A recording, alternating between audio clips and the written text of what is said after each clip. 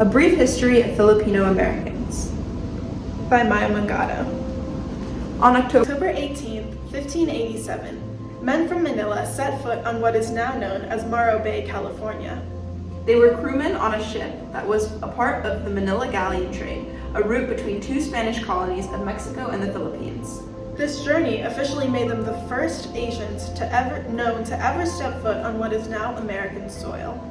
Filipinos had been present in this land even before modern-day America has existed, but the circumstances of this presence has evolved over the centuries. The Philippines' long history as a Spanish colony ensured that Filipinos would always be present as crewmen for Spanish ships on the outskirts of American trade posts. At some point, some of these Filipino sailors even deserted to create their own small community, St. Malo, in Louisiana Bayou.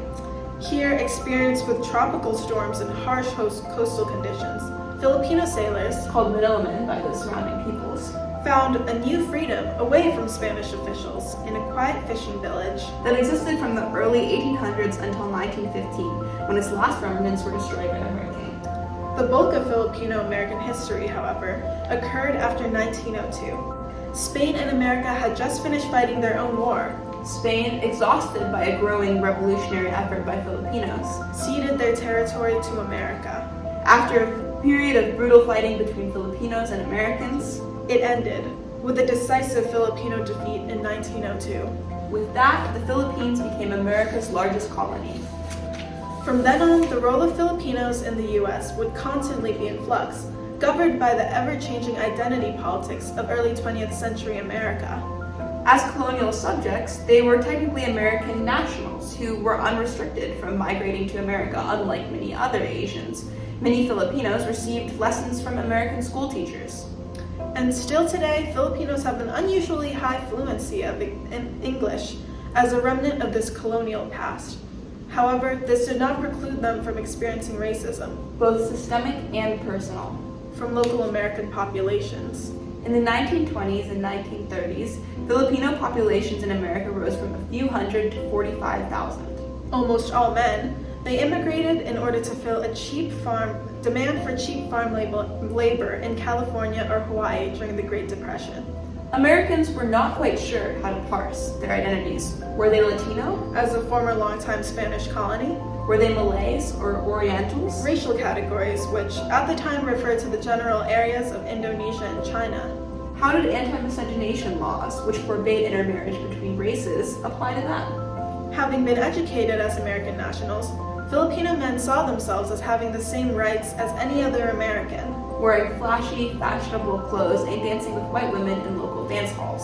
This drew the ire of white men, who decried what they saw as the theft of their women and their jobs by arrogant immigrants.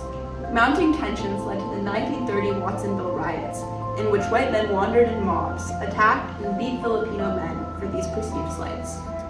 Such tensions led the American government to speed up the independence process for the Philippines and restrict Filipino immigration to the United States. In 1946, the Philippines was officially no longer an American colony. However, this did not stop many Filipino veterans from successfully applying for American citizenship and settling in the U.S. with Filipino brides. Filipino women and children encouraged the creation of local clubs, associations, and neighborhoods. The family structure, always the lifeblood of community in the Philippines, was now present in America. Filipino communities took on a new vibrancy, and many Filipino-American districts blossomed throughout the U.S., concentrated on the West Coast. After the 1965 Immigration and Nationality Act ended all national quotas, the number of Filipinos in the U.S. skyrocketed to the now 4.2 million living here today.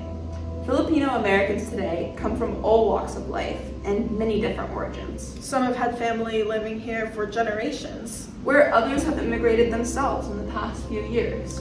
Because of American influence on Filipino history, which has given Filipinos a unique ability to assimilate, Filipinos are sometimes thought of as a silent minority.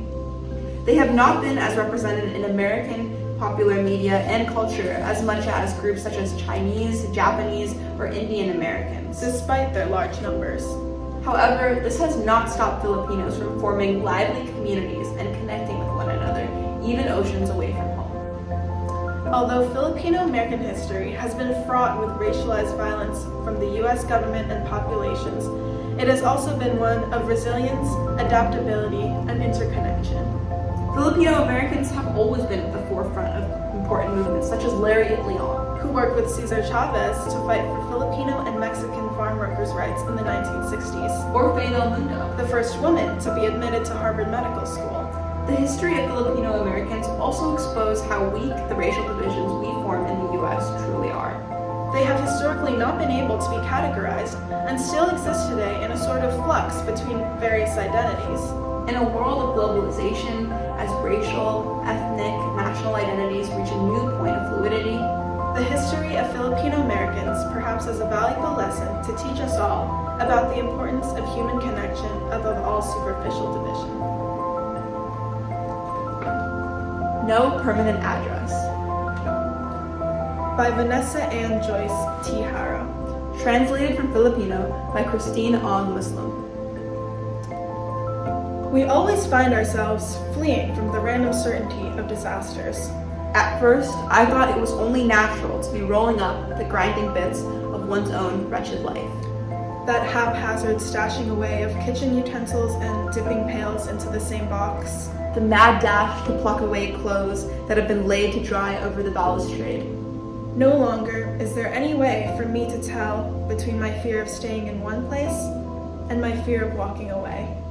Or dampening my fear each time I have no choice but to walk away. If there is one thing I have learned from this familiar cycle, it is likely this. Home is the never-ending, graceful shifting of the ones left behind.